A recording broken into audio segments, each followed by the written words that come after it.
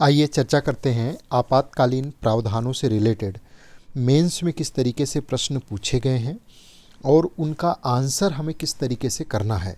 देखिए, एक प्रश्न है आपके सामने कि आपातकालीन प्रावधान भारतीय संविधान की संघीय जो प्रकृति है उसको कमज़ोर करते हैं। विवेचना कीजिए। 2016 में जीएस के सेकंड पेपर में पूछा गया था, आपातकालीन प्रावधान भारतीय संविधान की जो संघीय प्रकृति है उसको कमज़ोर करते हैं। विवेचना करना था अपने आंसर को कैसे डिजाइन करेंगे और किस तरीके से किन किन विषय वस्तुओं का इसमें समावेशन करेंगे। आइए उसे समझते हैं। सबसे पहले आपको एक इंट्रोडक्शन और एक कंक्लूजन, दो चीज़ें अपने आंसर में फ्रेम करनी है। उसके अलावा एक मेन बॉडी होगी और जहाँ पर अपने आंसर की, जैसे यहाँ पे कहा गया है तो आपातकालीन प्रावधान, और दूसरा भारतीय संविधान की जो व्यवस्था है वो संघीय है, उस संघीय प्रकृति को कमज़ोर करते हैं, यानी एकात्मक व्यवस्था की ओर शिफ्ट कर देते हैं संघीय प्रकृति को कमज़ोर करके। इसी की चर्चा करनी है। तो एक इंट्रोडक्शन आप कैसे लिखेंगे कि भारतीय संविधान सामान्य परिस्थिति में संघीय ढांचा प्रदान करता है, बिल्कुल एक सरल भाषा में, और जो सहज सी चीज़ है उसी आपने मेंशन किया, जिसमें केंद्र और राज्य के बीच शक्तियों का स्पष्ट विभाजन है।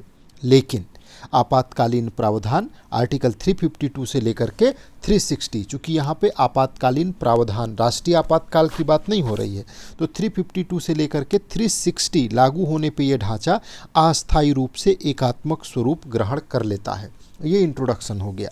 अब आप अपने आंसर को आगे बढ़ाएंगे कि राष्ट्रीय आपातकाल आर्टिकल 352 में संसद को राज्य सूची पे कानून बनाने का अधिकार मिल जाता है।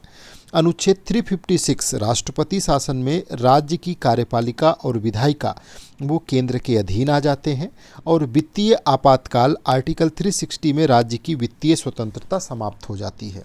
यानी कि आपने यहाँ पे आपातकालीन प्रावधान की चर्चा कर दिया और ये बता दिया कि किस तरीके से वो संघीय व्यवस्था को कमज़ोर करता है, संघीय व्यवस्था को एकात्मक व्यवस्था में शिफ्ट करता है। यानी 352 जब लागू होता है तो राज्य सूची पे कानून बनाने का अधिकार, राष्ट्रपति शासन लागू हुआ तो राज्य की कार्यपालिका विधायिका केंद्र के अधीन आ गई। और अगर वित्तीय आपातकाल की बात करें तो आर्टिकल 360 में यानी कि राज्यों की वित्तीय स्वतंत्रता समाप्त। अब इसके बाद फिर आप आगे इसको एक बार और क्लियर करेंगे कि यह केंद्रीयकरण अस्थायी है। आपातकाल समाप्त होते ही संघीय ढांचा पुनः स्थापित हो जाता है। 1994 के एस.आर. बॉम्बई मामले में सुप्रीम कोर्ट ने संघवाद को संविधान की मूल संरचना घोषित करके और 356 के दुरुपयोग पर रोक लगाई। सुबह से ही आज हम लोग इसकी कई बार चर्चा कर चुके। इतनी चीज़ों को आपने अपने आंसर में फ्रेम कर दिया और एक कंक्लूजन ड्रा कर दीजिए कि आपातकालीन प्रावधान संघवाद को चुनौती अवश्य देते हैं, परंतु राष्ट्र की एकता, अखंडता और सुरक्षा हेतु ये अस्थायी केंद्रीयकरण आवश्यक माना गया है।